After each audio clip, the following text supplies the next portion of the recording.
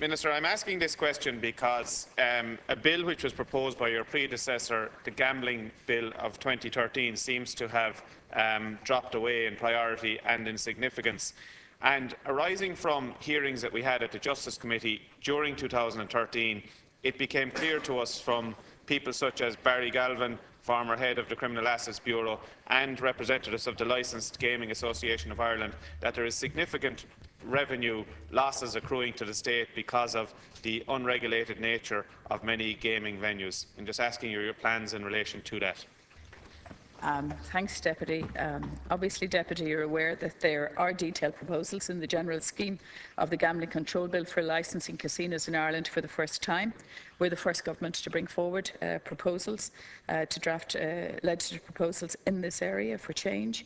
And my colleague, the Minister for Finance, is bringing forward the Betting Amendment Bill, which was in the Senate yesterday, and that's extending the licensing regime to cover the operation of remote bookmakers and remote betting intermediaries. So that work is ongoing, and the activities of such operators can then be taxed. At present, there is no provision in Irish law for the licensing of casinos. There are currently 47 private members' gaming clubs registered with the Department under the provisions of Section 109 of the Criminal Justice Money Laundering and Terrorist Financing Act of 2010. My department's anti-money laundering compliance unit conducts inspections of these premises to assess compliance with the 210 Act, and some of these clubs offer casino-type games, it is understood.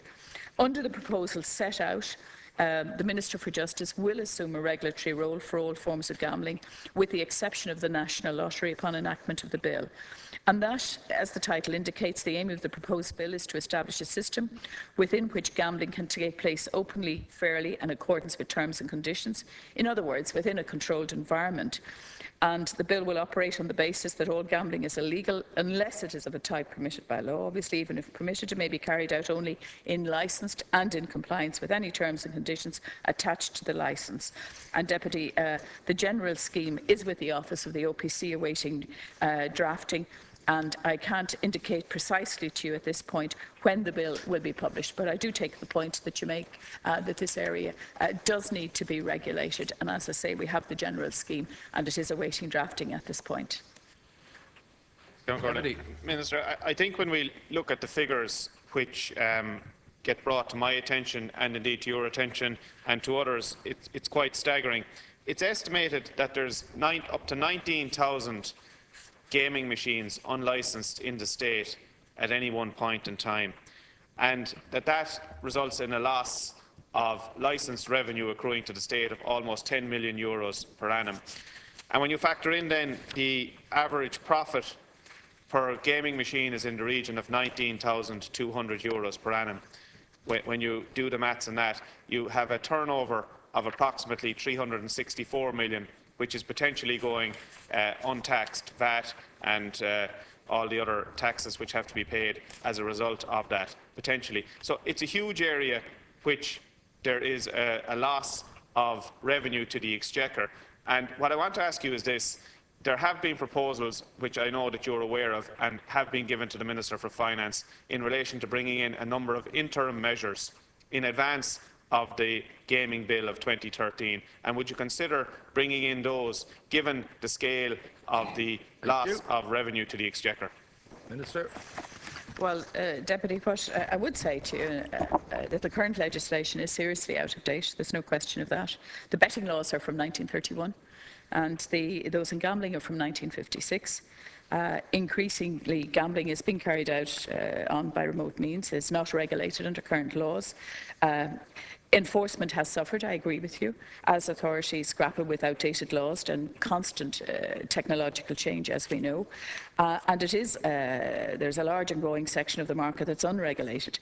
And of course, there are attendant risks to consumers and a loss to the Exchequer.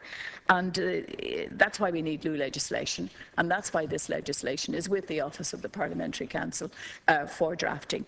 Clearly, Minister Noonan's bill, which is going through the Houses at present, deals with certain elements concerns in relation to betting. We do need the more comprehensive legislation to deal with the points that you're making. I don't believe amendment to other legislation is going to get us very far. We do need a comprehensive scheme. I think that is the better approach. I think you're familiar with some of the areas that will be in the heads and the approach that is going to be in the bill. Minister, I think it's fair to say that the betting bill, which Minister Noonan is progressing at the moment, it won't address the issue that I'm raising here today. What I want to get from you is a sense of when will the gaming bill become a priority for this government, and in the absence of that, and I know that you have met yourself with Barry Galvin recently, who, as I say, is the former head of the Criminal Assets Bureau and is the legal representative of the Licensed Gaming Association of Ireland, and he has a proven track record, and he has come up with a sensible interim proposal which wouldn't require much effort in terms of drafting a big bill, but would address the shortfall in revenue which is accruing to the Exchequer. It's a staggering number of gaming machines which they say which they are saying go unlicensed or operating in an unlicensed capacity right across the state. 19,000 of them, resulting in almost 10 million euros of lost licence revenue and up to 364 million in turnover going through those machines. The numbers are really truly staggering, and when you consider, you know,